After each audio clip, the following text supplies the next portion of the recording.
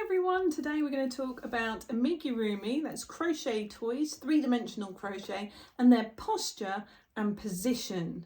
And it's amazing how much difference a pose can make to the character and the realism of a toy. So I'm going to start with what I consider to be the crochet toys that I have perhaps defaulted to in the past, looking at this little fox. So you could call this maybe a teddy bear style. So what we have is we have them sitting up, and regardless of what the actual animal's position is in the wild, we just have arms and legs in place of forelegs, and they just hang loose at the front, and then the head tilts downwards. And I really like this style, especially for kids' toys. As I said, classic teddy bear look. They're very appealing, very cutesy. You often give them much bigger heads, which is a lovely way of making a caricature and making something look more appealing. It's also quite straightforward, perhaps, in terms of the technique that's required to make it. So this part of the toy from here down is very similar, therefore, between the different designs. And you can change sort of the amount of focus that you put on the feet and the hands, for example, markings on the body, of course, colours and things like that. But fundamentally, this position of toy is quite a staple, and it's quite a sort of a classic look, if you will.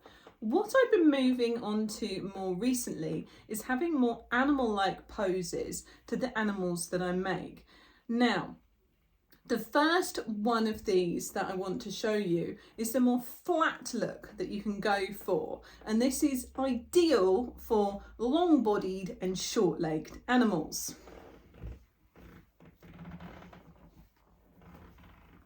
So I've got two examples here. This is my crochet opossum and this is my crochet guinea pig.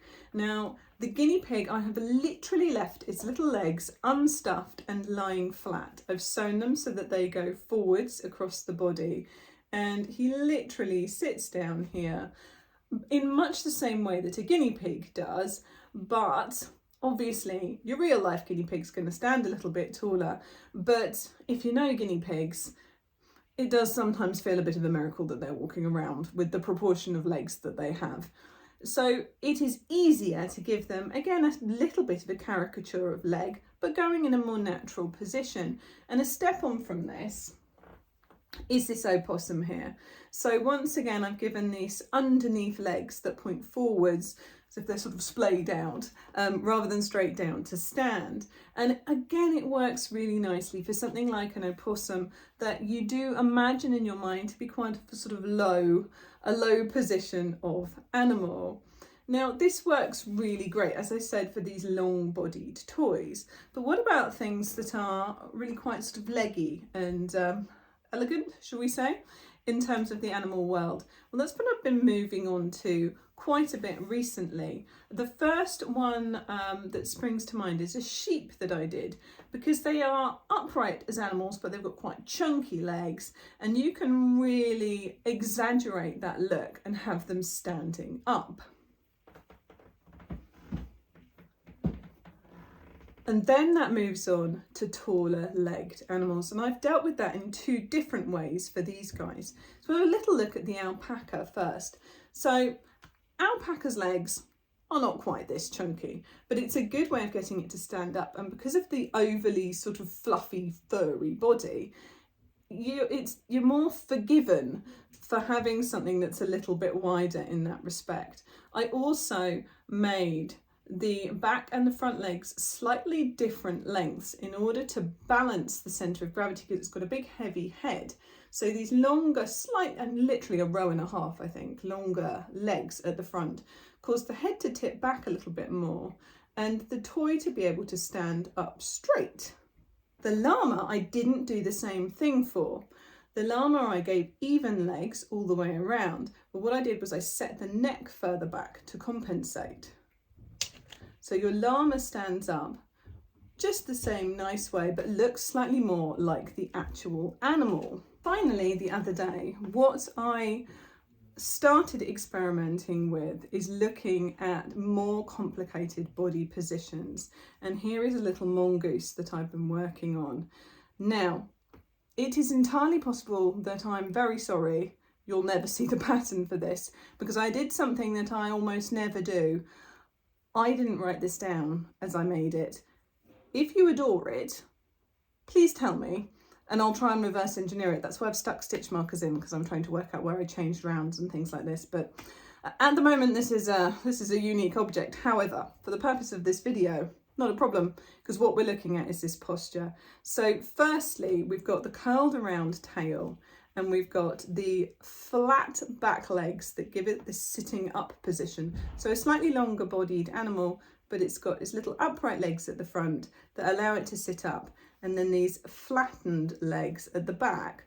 So it's very much, think about how your pet dog sits up. It's the same sort of thing.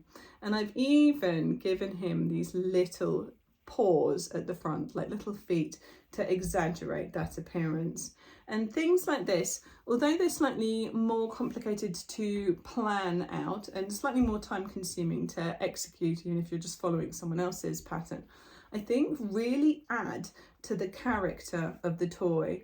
So you go all the way from this, which is posed in an actual animal style position, to our little teddy bear style fox friend at the start.